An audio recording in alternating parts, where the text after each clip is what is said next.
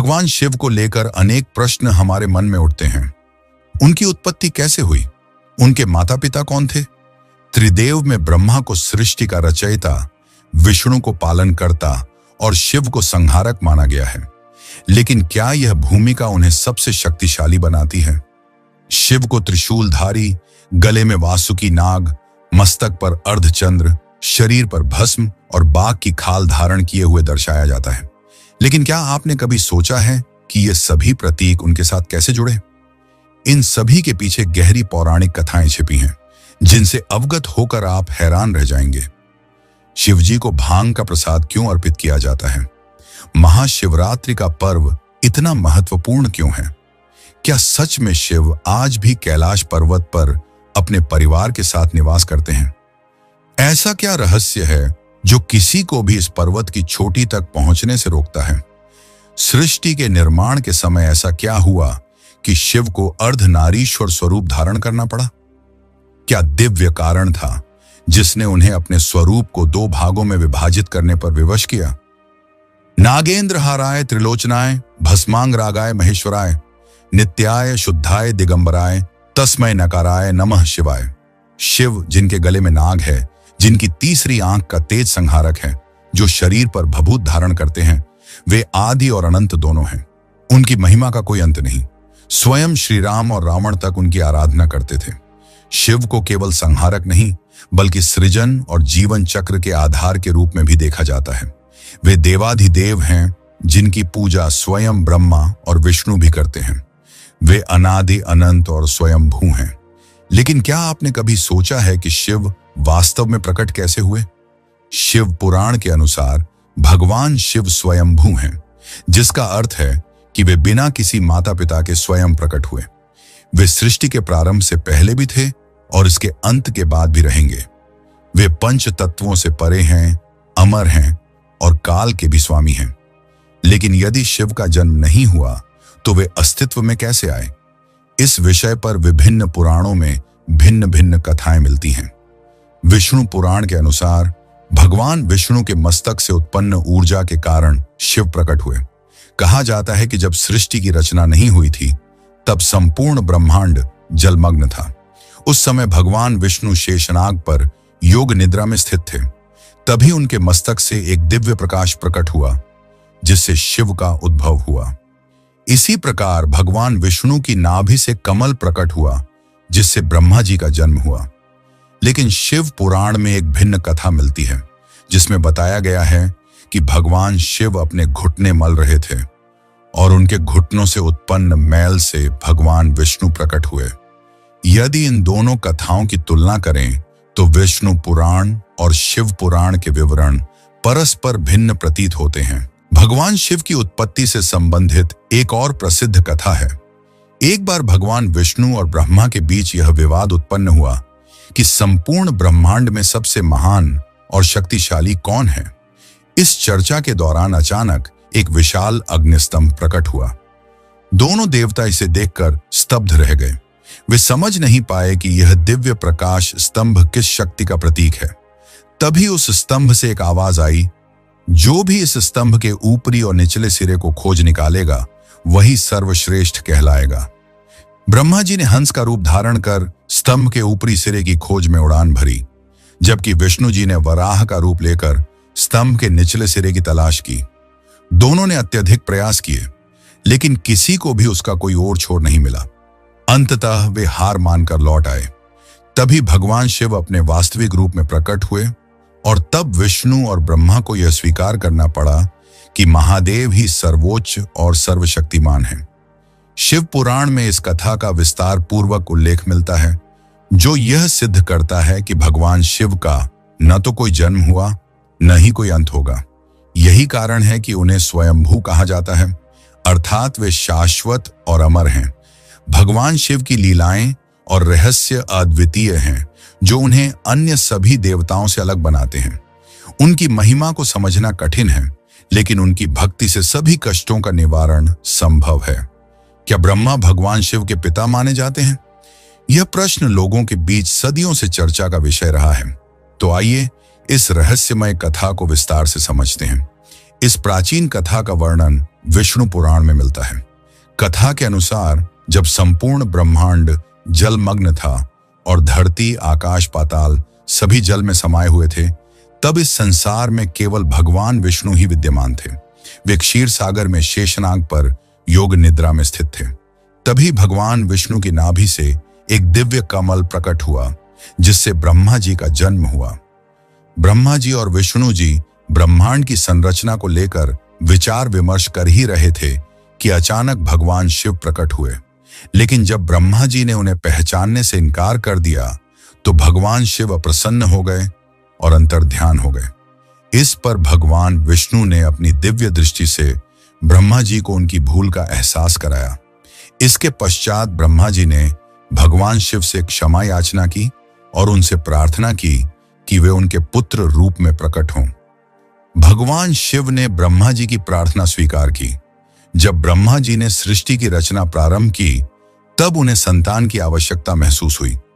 उन्हें भगवान शिव का वरदान याद आया और उन्होंने कठोर तपस्या की। उनकी तपस्या से प्रसन्न होकर भगवान शिव एक बालक के रूप में उनकी गोद में प्रकट हुए। यह भगवान शिव का एकमात्र बाल्य रूप था। जब ब्रह्मा जी ने उनसे उनका नाम पूछा तो बालक शिव रो रहे थे। तब ब्रह्मा जी ने उनका नाम रुद्र रखा, जिसका अर्थ होता है रुदन करने वाला। लेकिन शिव तब भी शांत नहीं हुए। अंततः ब्रह्मा जी ने उन्हें 108 नाम प्रदान किए, तब जाकर वे शांत हुए।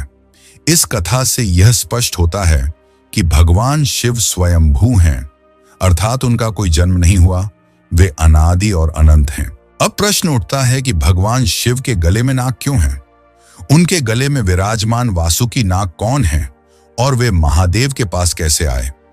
वासुकी नाग भगवान शिव के अनन्य भक्त थे। उनकी एकमात्र इच्छा थी कि वे सदैव महादेव के समीप रहें। वासुकी को नागों का राजा भी कहा जाता है। यही वासुकी समुद्र मंथन के दौरान रस्सी के रूप में उपयोग किए गए थे। जब देवता और दानव समुद्र मंथन कर रहे थे, तब मंदराचल पर्वत के चारों ओर वासुकी को लपेटा गया था। इस प्रक्रिया में उनका पूरा शरीर लहूलुहान हो गया, लेकिन उन्होंने कभी अपनी भक्ति को कम नहीं होने दिया। उनकी तपस्या और समर्पण से प्रसन्न होकर भगवान शिव ने उन्हें अपने गले में स्थान दिया और तभी से वासुकी अमर हो गए। अब जानते हैं कि भगवान शिव ने अपने मस्तक पर चंद्रमा को स्थान क्यों दिया। इसकी पौराणिक कथा क्या है? शिव पुराण के अनुसार राजा दक्ष की 27 कन्याओं का विवाह चंद्रदेव से हुआ था। विवाह के समय चंद्रदेव ने राजा दक्ष से वादा किया था कि वे सभी पत्नियों को समान प्रेम और सम्मान देंगे। लेकिन विवाह के उपरांत चंद्रदेव का झुकाव केवल रोहिणी की ओर अधिक हो गया। इससे उनकी अन्य पत्नियां दुखी रहने लगीं और उन्होंने अपने पिता दक्ष से शिकायत की। जब राजा दक्ष को यह ज्ञात हुआ तो वे क्रोधित हो गए और उन्होंने चंद्रदेव को श्राप दे दिया कि वे एक भयंकर रोग से ग्रसित होंगे और धीरे धीरे क्षीण होते जाएंगे। इस श्राप से भयभीत चंद्रदेव ब्रह्मा जी के पास गए। ब्रह्मा जी ने उन्हें भगवान शिव की आराधना करने की सलाह दी। चंद्रदेव ने भगवान शिव की कठोर तपस्या की और अंततः भगवान शिव प्रसन्न हुए। उन्होंने चंद्रदेव को वरदान दिया कि वे पूरी तरह से कभी भी समाप्त नहीं होंगे। 15 दिनों तक वे घटेंगे और अगले 15 दिनों में फिर से बढ़ते जाएंगे। इसी कारण अमावस्या को चंद्रमा पूरी तरह से लुप्त हो जाता है और पूर्णिमा को पूर्ण रूप में प्रकट होता है। भगवान शिव ने चंद्रदेव को अपने मस्तक पर स्थान दिया, जिससे यह प्रतीत होता है कि महादेव के आशीर्वाद से ही चंद्रमा का अस्तित्व बना हुआ है। इसी कारण भगवान शिव को चंद्रशेखर भी कहा जाता है।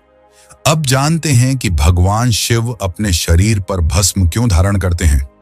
शिव पुराण में बताया गया है कि एक महान ऋषिप्रनाथ जंगल में कठोर तपस्या कर रहे थे। वे केवल फल और पत्तियों पर जीवित थे। एक दिन जब वे आश्रम की मरम्मत कर रहे थे, उनकी उंगली कट गई, लेकिन आश्चर्यजनक रूप से वहां से रक्त की बजाय पत्तों का रस बहने लगा। ऋषि को लगा कि वे इतने शुद्ध हो चुके हैं कि उनके शरीर में अब केवल पवित्र वनस्पतियों का रस बहता है। ये सोचकर वे अहंकार से भर गए और पूरे ब्रह्मांड में घोषणा करने लगे कि उनसे अधिक शुद्ध कोई नहीं। भगवान शिव ने उनके अहंकार को समाप्त करने के लिए एक वृद्ध साधु का रूप धारण किया और उनके पास पहुंचे। भगवान शिव का यह स्वरूप रहस्य और शक्ति का प्रतीक है। वे संहारक भी हैं और सृष्टि के आधार भी। यह दृश्य देखकर आर्षि प्रणात समझ गए कि वह कोई साधारण व्यक्ति नहीं बल्कि स्वयं भगवान शिव हैं। इस घटना से उन्होंने यह सिद्ध किया कि भस्म ही सबसे पवित्र तत्व है और तब से शिव अपने शरीर पर भस्म धारण करने लगे। यही कारण है कि उन्हें भस्मधारी और भूतनाथ कहा जाता है, जो यह दर्शाता है कि हर वस्तु अंततः भस्म में परिवर्तित हो जाती है। अब बात करते हैं भगवान शिव के त्रिशूल के रहस्य की। धार्मिक ग्रंथों के अनुसार त्रिशूल का निर्माण स्वयं शिव ने किया था, लेकिन यह सदैव उनके पास नहीं था। कहा जाता है कि भगवान विश्वकर्मा ने यह दिव्य अस्त्र उन्हें उपहार स्वरूप प्रदान किया। यह घटना तब घटी जब सूर्य देव की पत्नी संजना उनके प्रचंड ताप को सहन नहीं कर पाई और उन्होंने अपने पिता विश्वकर्मा से इसका समाधान निकालने का अनुरोध किया। विश्वकर्मा ने सूर्यदेव की तीव्र ऊर्जा को संयमित किया और उससे एक अद्वितीय शस्त्र का निर्माण किया, जिसे त्रिशूल कहा गया। यह त्रिशूल इतना शक्तिशाली था कि केवल महादेव ही इसे संभाल सकते थे। त्रिशूल के 3 सिर त्रिगुणात्मक शक्तियों सत, रज और तम का प्रतिनिधित्व करते हैं। अब डमरू के रहस्य पर विचार करें। पौराणिक मान्यताओं के अनुसार सृष्टि की शुरुआत में कोई ध्वनि नहीं थी। जब देवी सरस्वती प्रकट हुई तो ध्वनि का संचार हुआ, लेकिन उसमें कोई लयबद्धता नहीं थी। तब भगवान शिव ने अपने डमरू को 14 बार बजाया, जिससे व्याकरण, संगीत, छंद और ताल उत्पन्न हुए। इस ध्वनि ने ब्रह्मांड में ऊर्जा का संचार किया।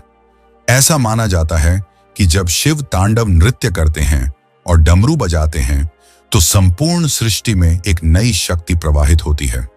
अब नंदी के जन्म की कथा पर आते हैं। चिल्लाद मुनि, जो एक महान तपस्वी थे, अपने वंश को आगे बढ़ाने की चिंता से व्याकुल थे। उन्होंने भगवान शिव की कठोर तपस्या की और यह वरदान मांगा कि उन्हें एक ऐसा संतान प्राप्त हो जो जन्म और मृत्यु के बंधन से मुक्त हो। शिवजी ने उनकी तपस्या से प्रसन्न होकर स्वयं उनके पुत्र रूप में जन्म लेने का वचन दिया। कुछ समय बाद शिलाद मुनि को एक दिव्य बालक प्राप्त हुआ, जिसे उन्होंने नंदी नाम दिया। यह बालक अलौकिक शक्तियों से युक्त था और महान ज्ञानवान बना। जब नंदी को संसार के नश्वर होने का ज्ञान हुआ तो वे व्यथित हो गए। तब भगवान शिव ने उन्हें अमृता का वरदान दिया और अपना वाहन बना लिया। यही कारण है कि हर शिव मंदिर में नंदी की मूर्ति शिवलिंग के सामने स्थापित की जाती है। अब सवाल उठता है कि भगवान शिव को भांग का प्रसाद क्यों चढ़ाया जाता है? धार्मिक कथाओं के अनुसार जब समुद्र मंथन से विष उत्पन्न हुआ तो शिवजी ने सृष्टि की रक्षा के लिए उसे अपने कंठ में धारण कर लिया। यह विष इतना तीव्र था कि उनके गले में प्रचंड जलन उत्पन्न हुई। तब माता पार्वती ने इस जलन को शांत करने के लिए शिव को भांग अर्पित की। आयुर्वेद के अनुसार भांग के पत्तों में औषधीय गुण होते हैं जो शरीर को शीतलता प्रदान करते हैं। हालांकि ग्रंथ यह भी बताते हैं कि भांग का अति सेवन व्यक्ति की मानसिक स्थिति को प्रभावित कर सकता है। आज कई लोग भक्ति के नाम पर भांग और नशीले पदार्थों का सेवन करते हैं, जो श्रद्धा से अधिक एक बुरी लत का रूप ले चुका है। अब महाशिवरात्रि के महत्व की बात करें। शास्त्रों के अनुसार ये वह पावन तिथि है जब भगवान शिव और माता पार्वती का विवाह संपन्न हुआ था। इस दिन शिव भक्त विशेष पूजा अर्चना करते हैं, रात्रि जागरण करते हैं और उपवास रखते हैं। मान्यता है कि महाशिवरात्रि का व्रत करने से वैवाहिक जीवन की समस्याओं से मुक्ति मिलती है और जीवन में सुख समृद्धि आती है। एक अन्य कथा के अनुसार महाशिवरात्रि वह रात्रि है जब भगवान शिव ने स्वयं शिवलिंग रूप में प्रकट होकर सृष्टि के संतुलन की स्थापना की थी। अब कैलाश पर्वत के रहस्य पर विचार करें। शिव पुराण के अनुसार जब सृष्टि की रचना हुई तब भगवान शिव ने गहन ध्यान में लीन होकर एक दिव्य पर्वत की उत्पत्ति की, जिसे सुमेरु कहा गया। लेकिन जब देवासुर संग्राम में सुमेरु पर्वत क्षतिग्रस्त हुआ तब शिवजी ने अपनी तीसरी आंख की अग्नि से कैलाश पर्वत का निर्माण किया। कहा जाता है कि कैलाश पर्वत और मानसरोवर झील के निकट एक रहस्यमयी ध्वनि सुनाई देती है, जो ओम की गूंज जैसी प्रतीत होती है। वैज्ञानिक इसे प्राकृतिक घटना मानते हैं, लेकिन साधक इसे आध्यात्मिक ऊर्जा का संकेत मानते हैं। कैलाश पर्वत का एक और रहस्य है उसकी छाया से बनने वाले पवित्र चिन्ह। जैसे ही सूर्य पश्चिम में ढलता है, पर्वत की छाया से स्वस्तिक का स्वरूप बनता है, जो हिंदू धर्म में शुभता का प्रतीक है। वहीं जब दक्षिण दिशा से देखा जाता है तो बर्फ पर ओम का चिन्ह स्पष्ट रूप से उभरता है। यह संकेत करता है कि यह स्थान केवल एक पर्वत नहीं बल्कि दिव्य शक्ति का केंद्र है। अंत में हिम मानव यति की कथाओं पर एक नजर डालते हैं। वर्षों से हिमालय में कई लोगों ने इस विशालकाय प्राणी को देखने का दावा किया है। वैज्ञानिकों ने इस पर शोध किए हैं, लेकिन अभी तक कोई ठोस प्रमाण नहीं मिला। कुछ इसे हिमालयी भालू मानते हैं तो कुछ इसे एक प्राचीन मानव जाति का अवशेष। यह रहस्य आज भी अनसुलझा है। कैलाश पर्वत के ये सभी रहस्य इसे एक अद्वितीय आध्यात्मिक स्थल बनाते हैं, जहां विज्ञान और आस्था के बीच की खाई और भी गहरी होती जाती है। कैलाश पर्वत, जो अपनी अद्वितीयता और रहस्यमयी आभा के लिए जाना जाता है, केवल एक पर्वत नहीं बल्कि आध्यात्मिकता और प्रकृति के अद्भुत संगम का प्रतीक है। इस पर्वत के साथ अनेक रहस्य जुड़े हुए हैं जो इसे और भी रोचक और दिव्य बनाते हैं। जब इस पवित्र पर्वत पर बर्फ गिरती है तो दक्षिण दिशा से देखने पर उसके प्राकृतिक संरचनाओं के कारण ओम का प्रतीक बनता है। यह वही ओम है जिसे हिंदू धर्म में परमात्मा और ब्रह्मांडीय ऊर्जा का प्रतीक माना जाता है। इस दिव्य आकृति को देखकर ऐसा लगता है मानो भगवान शिव की उपस्थिति स्वयं इस स्थान पर है। आध्यात्मिक और ऐतिहासिक महत्व पुराणों और महाकाव्यों में कैलाश पर्वत को स्वर्ग का द्वार कहा गया है। मान्यता है कि पांडव अपनी अंतिम यात्रा में मोक्ष की प्राप्ति के लिए कैलाश पर्वत की ओर बढ़े थे, जहां धर्मराज युधिष्ठिर अपने सत्य और धर्म के कारण स्वर्ग में प्रवेश कर सके। यह पर्वत केवल हिंदू धर्म ही नहीं बल्कि बौद्ध, जैन और तिब्बती धर्म के लिए भी अत्यंत पवित्र स्थल है। कई वैज्ञानिक इस पर्वत के रहस्यों को समझने का प्रयास कर चुके हैं। कहा जाता है कि चीन ने इस पर्वत की चोटी पर हेलीकॉप्टर भेजने का प्रयास किया, लेकिन अत्यधिक प्रतिकूल मौसम और दिशा भ्रम के कारण यह संभव नहीं हो पाया। कैलाश पर्वत के समीप उड़ान भरने वाले किसी भी विमान या हेलीकॉप्टर के उपकरण ठीक से काम नहीं करते। यह घटना इसकी अद्वितीय भौगोलिक स्थिति को और अधिक रहस्यमय बनाती है। 2015 में अमेरिकी अंतरिक्ष एजेंसी नासा ने इस पर्वत पर रिसर्च करने के लिए अपने उपग्रहों को निर्देशित किया। निरीक्षण के दौरान पर्वत के आसपास एक विशाल छाया देखी गई, जो ध्यान की मुद्रा में बैठी आकृति जैसी प्रतीत होती थी। इस अद्भुत छवि ने वैज्ञानिकों को भी अचंभित कर दिया और कई लोगों ने इसे भगवान शिव की छवि के रूप में देखा। यह खोज कैलाश पर्वत की पवित्रता और रहस्य को और भी गहरा करती है। कैलाश पर्वत केवल एक भौगोलिक संरचना नहीं बल्कि आध्यात्मिकता और शक्ति का प्रतीक है। इस पर्वत से जुड़ी कथाएं, रहस्य और वैज्ञानिक खोजें इसे और भी अद्भुत बनाती हैं। चाहे वह ओम का चिन्ह हो, स्वर्ग का द्वार हो या फिर नासा की रहस्यमयी परछाई, कैलाश पर्वत हर दृष्टिकोण से एक अनसुलझा रहस्य बना हुआ है। आपको हमारी यह डॉक्यूमेंट्री कैसी लगी, हमें कमेंट करके जरूर बताएं और हमारे इस चैनल को सब्सक्राइब कर हमारा हौसला बढ़ाएं। मिलते हैं अगले वीडियो में, तब तक के लिए जय हिंद।